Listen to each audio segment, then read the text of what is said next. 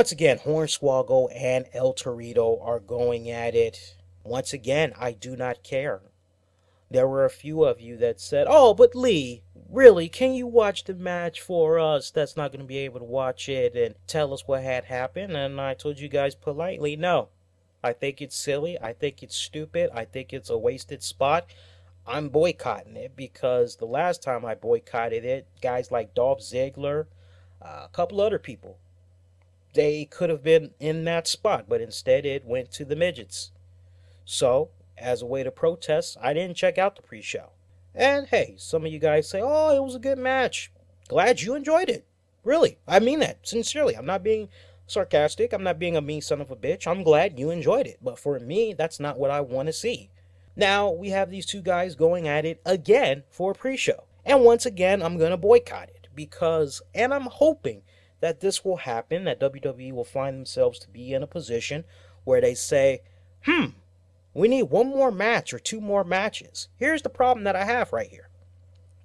Past couple of weeks, you've been building up Big E Langston, Alexander Rusev, making it seem like these two guys are going to be getting it on at a pay-per-view. So, what? We couldn't go on ahead and say that Alexander Rusev and Big E Langston were going to do the Payback kickoff? I guess that's too high of big names there, right? Especially since they're trying to have Alexander Rusev be like this new, I guess, Samoa Joe / Ryback / Goldberg or whatever. Okay, alright, fine. But can you explain to me why maybe we couldn't see the Usos take on Luke Harper, Eric Rowan, and maybe make it be a non-tag title match? Make it kind of interesting. If Harper and Rowan win at a future date, they can have a match for the tag team championships. I mean, it makes sense, right? I mean, given the fact that these stables have been kind of going at it back and forth and everything, I mean, it would have been nice to maybe see some type of a backstage segment play out during the Payback kickoff where the Usos, they kind of cross paths with Harper and Rowan, and just when things are about to get explosive or whatever, maybe we see Stephanie McMahon or Vicky Guerrero, and she basically goes, obviously you guys have a serious problem. Why don't we settle this in the ring? Non-tag title match. And the Usos could have been like, yeah, that sounds good. That's what's up. Let's do it. And then maybe Vicky or whoever, they could have said, oh, and by the way, just to make this a little more interesting, Rowan, Harper, if you guys win, you all get a future shot at their tag titles in a match at a later date to be determined. You could have set it up that way. But once again, you could have had these two respective tag teams go at it on the pay-per-view. It made a little bit of sense, right? I mean, go on ahead, let them do a little bit of double duty, since we know that 9 times out of 10, all 4 of these guys are going to be involved in the John Cena, Bray Wyatt last man standing match anyway. Makes a little sense, right? Just a little bit. No. Instead, we have Hornswoggle taking on El Torito. El Torito's trying to get revenge because Hornswoggle ripped off his freaking tail. I could care less about this match. If you want me to pick a winner, I will go with El Torito for the simple fact his freaking tail was ripped off his ass, okay? Let's go on to the next match. Alright, next up, we have, you know what, we were just talking about the last man standing match and all that. Let's jump right into it. We got Bray Wyatt taking on John Cena. Last man standing match. When it's all said and done for this particular match, I need for this feud to be over. Otherwise, to go on another month would just be overkill. It would really be testing the fans' patience. Now, look, on the one hand, I got to be brutally honest. I have been enjoying what's been going on with John Cena and Bray Wyatt the past several weeks. The stories that these two have been able to tell. I love seeing Bray Wyatt come out and just own John Cena on the mic every week. But it starts to get to a certain point where it's like, all right, it's starting to kind of get just a little bit stale. And you know what? That's why they added the Usos in there. That's why you got Harper and Rowan thrown in there and everything. They're trying to freshen it up a little bit. But it's starting to get to that point where it's kind of reaching its peak. You know what I'm saying? And so I'm really hoping that with this last man standing match that they go on ahead and they let this be the be all end all. whoever comes out of this match could make the argument, since they were victorious in this match, they should get a shot at the WWE World Heavyweight Champion. Just food for thought right here. All right? So, when you look at this and you look at how things have been going on past several weeks, it's kind of like, who needs this win more? John Cena or Bray Wyatt? Tough call, man. Tough call. Honestly, I think John Cena needs to get it. I think John Cena needs to be the one to come out on top. I mean, come on, just really rewind it and think about it. The kids were used against John Cena, man. Come on. They were used against him. And John Cena, he needs to get that swagger back and everything. That's just the way I'm kind of feeling with regards to it. I don't really see a W doing anything for Bray Wyatt. Not really. Bray Wyatt, that's the thing with the Wyatt family. When it counts the most and they need to lose, it really doesn't hurt them. It doesn't hurt their stock. Bray Wyatt needs to be the one to come out on top. Now, look, I can definitely see something play out where Harper, Rowan, Usos, I can see something come about where they all get involved and everything, try to balance it out, make sure that the match is pretty much even playing field as far as Cena taking on Wyatt goes. But I got John Cena coming out on top. I really think he needs this W. Remember, this is, their third time locking it up? And these guys are basically tied one apiece or something like that. So pretty much winner takes all right here. You got to have John Cena come out on top. And I think the way things are going to be looking, as I said earlier, whoever comes out of that respective match could make the argument that they should be a number one contender to take on the WWE World Heavyweight Champion. We got that match out the way. Let's go to our next one. We got Paige taking on Alicia Fox. Talk about the evolution that Alicia Fox has been able to make the past several weeks. Only been 3 weeks, and she has just taken the Divas division by storm. I mean, you talk about reigniting the Divas division. Now, some could make the argument, hey, this was all thanks in part to Paige, maybe to a certain extent, but I always like to believe in the old saying, we all are individually in control of our own destination. And I think, honestly, Alicia Fox was given a little bit of an opportunity, just a little bit of a window crack, and she was able to take advantage of that. And here we have a very solid matchup that's going to be coming up with this respected match for the Divas Championship. What can you say about Paige? 21 years of age, phenomenal. She has a great career ahead of her, no doubt about it. There's a little bit of work that needs to be done with her. I respect the fact that she's been at it for as long as she has, but she still has a little bit of ways to go. You can tell in her matches, if you just look at her ring psychology, there's a lot of points where she's in there. She kind of seems a little off, where she's not really sure what to do and everything. I remember there was one particular match I watched where she was just getting her ass handed to her. I can't remember who it was she was facing. Somehow she picks up the victory, and then as she gets out the ring, she doesn't sell the injuries that she had sustained. She's just bouncing up and down, smiling, and all happy. And it's kind of like, wait a minute, weren't you getting your ass handed to you? And now you're kind of acting like, well, match is over. I kind of had a hard time processing that. Maybe that's just me. Maybe I'm nitpicking and everything. But I still feel she has a little ways to go. But, the bookers are going to find themselves to be in a very, very interesting position right here, because if I was booking this right, I would have Alicia Fox go over. Let's be for real. Alicia Fox, she should have been a multi-time Divas champion by now. She should have at least held that Divas championship about 5 times. And unfortunately, that hasn't even happened. So, I mean, you're just looking at the role that she's on right now.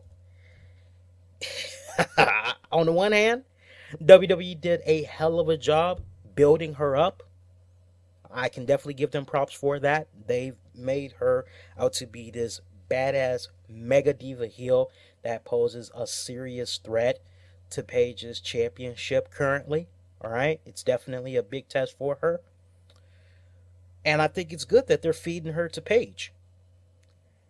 At the same time, however, Alicia Fox, she's only tasted the Divas Championship one time. You know, this could be a really good opportunity right here for WWE to go on ahead, put the championship on Alicia Fox, let Paige chase after Alicia Fox for a hot minute, at least until their SummerSlam pay-per-view, and maybe win the title back that way, just to kind of switch it up a little bit. I would like to believe that at this point, all this build-up that's been happening for Alicia Fox, you would think there has to be a very sweet payoff at the end, right?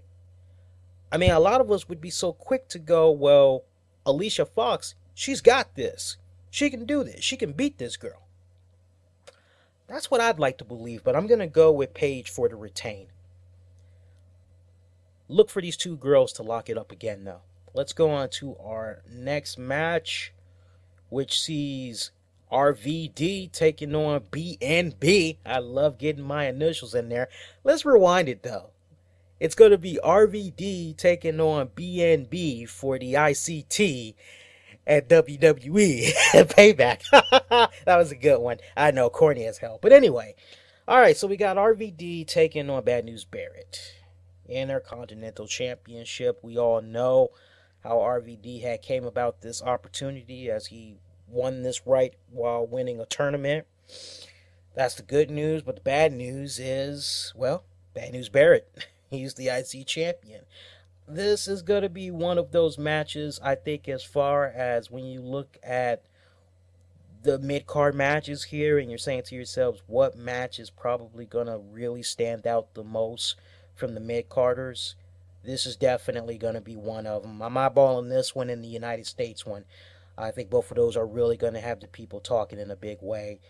RVD has been serving his purpose well since he's come back to the main roster. He's been doing what he can to put over younger talent and everything. And honestly, I see no indication that RVD is going to become the IC champion. I mean, on the one hand, I'm excited for this match because I get to see two of my favorites go at it. But, I mean, Bad News Barrett, he's white hot right now. If it ain't broke, don't even mess with it. Bad News Barrett for the retain. That's an easy one, I think. That's like a foregone conclusion right there. I don't see any, wow, what a twist, and an M. Night Shyamalan type of way happening where RVD becomes champion. So we can just get that off the table right now. Sheamus taking on Cesaro, United States Championship. Tricky match right here. Tricky match. One thing that kind of comes into play is how much of a factor is Paul Heyman going to play into this match? Is he going to play so much of a role, kind of similar to what had came about past couple of weeks, where maybe he helps out his client Cesaro in making him become United States champion? Love Sheamus. Love Sheamus. Sheamus has been doing wonders since he became the United States champion, but at the same time, I kind of still feel like he is just getting started, you know? This is a tough one, man. This is a real tough one. You know, if I could have it my way, I would like to see this match end in a DQ going in favor of Cesaro. But of course, as we all know, the title doesn't exchange hands on a disqualification or a count out, or maybe we could just see a count out. I really do not want to see the title change hands. If I was booking this right, those would be the one or two finishes I would look for this match, because if anything, I would like to see these two guys go at it again. But when it's all said and done, I still see Sheamus holding on to that United States Championship. But that's definitely going to be a very physical matchup, I can tell you right now. I have a strong feeling that Cesaro's uppercut is going to be a highlight out of that match that's going to be coming up. But once again, I see the championship retained around the waist of Sheamus, but look for one of those finish I mentioned earlier. We don't have that many matches left here. We got Shield. Actually, yeah, we only got one more match. We got Shield taking on Evolution, no holds barred. 6-man elimination tag team match. Who needs this more, guys? Shield or Evolution? You know, we keep hearing the rumblings that Batista is supposed to be wrapping things up with the WWE shortly, so he can go on ahead and start promoting his Marvel Galaxies movie.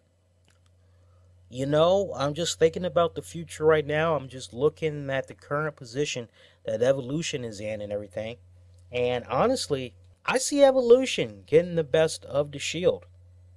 Honestly, I think that's the right thing that needs to happen. I still see a lot of a lifespan left in Evolution, to the point I think they need this win more so than the Shield, because unless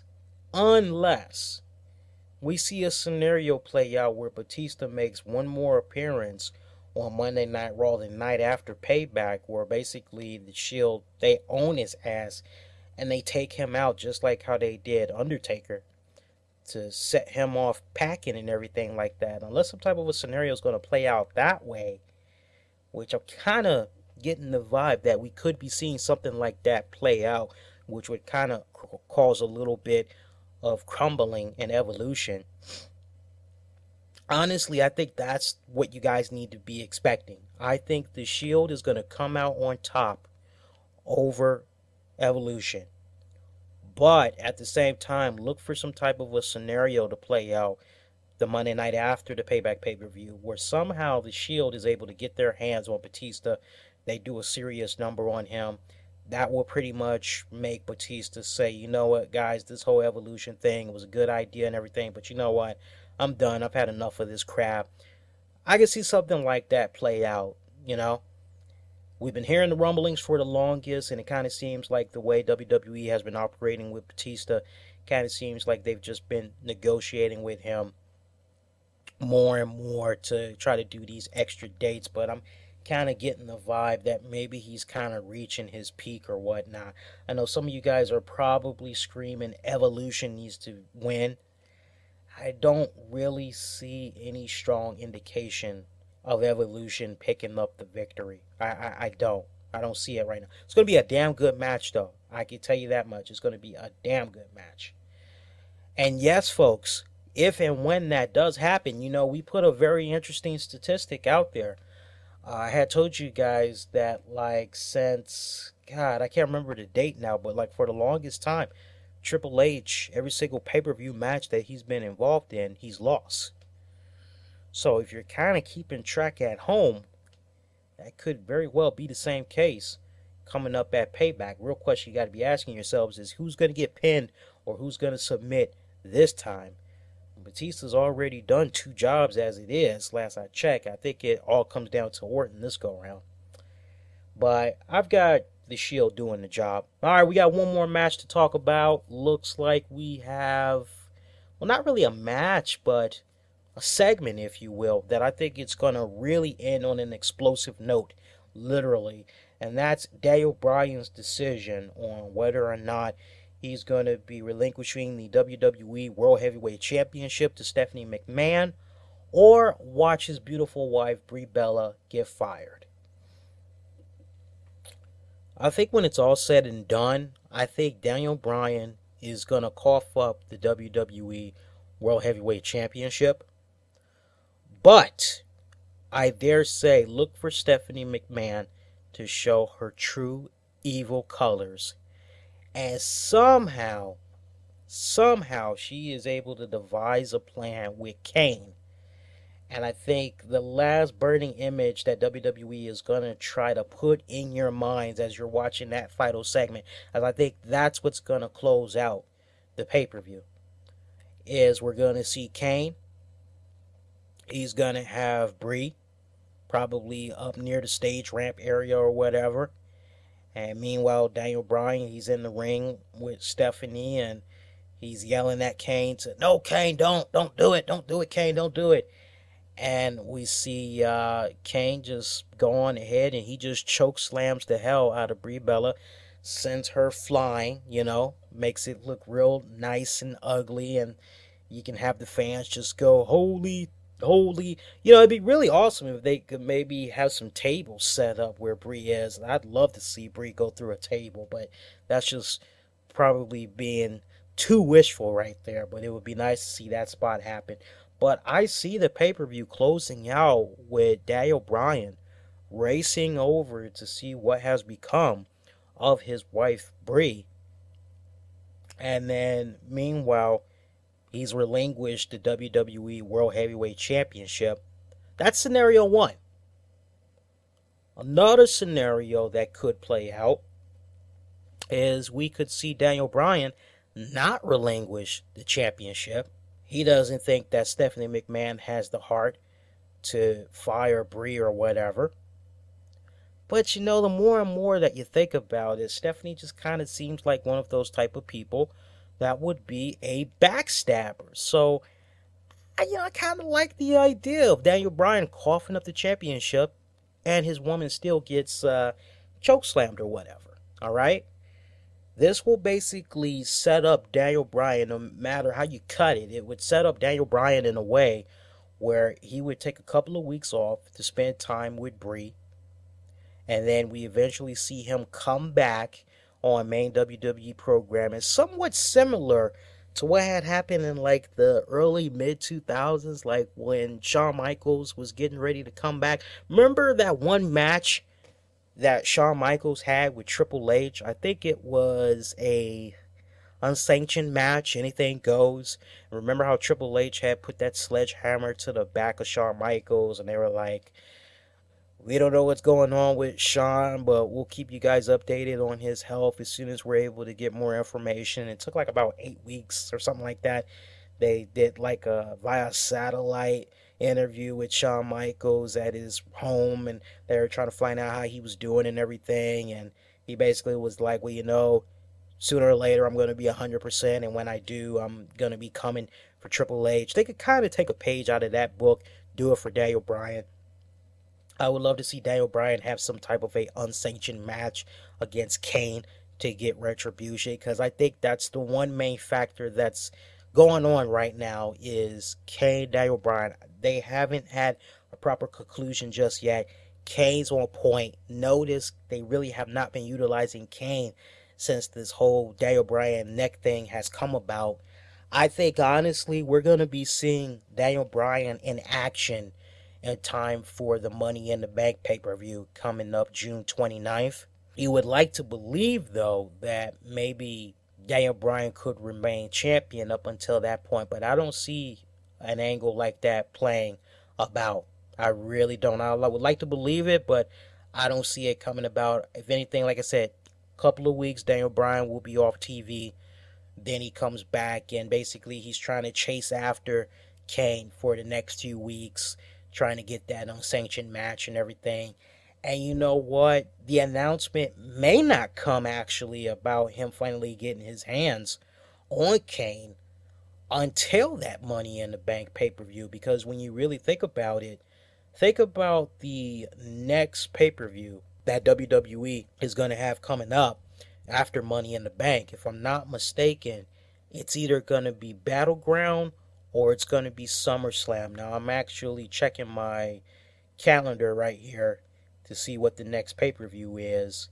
And actually, correction, the next pay-per-view after Money in the Bank, which is going to be on June 29th, is going to be Battleground. And the way that's looking right now, it looks like Battleground will be on July 20th from Tampa Bay Times Forum in Tampa, Florida. One more time, Battleground 2014. It's going to be happening on July 20th. So we could actually see Daniel Bryan not return to the ring until that Battleground pay-per-view, if I were to give an early projection right now. But that's the way I'm looking at things for the Payback pay-per-view. Once again, let's take it from the bottom, work our way to the top. Hornswoggle, El Torito. I could care less about, but I'm going to go with El Torito. I have Evolution losing to the Shield. Alicia Fox, although it would be nice to see her walk away as the new Divas champion, Paige is somehow going to be able to pull the upset and retain. I see Sheamus retaining his United States Championship. Meanwhile, Bad News Barrett will retain his Intercontinental Championship.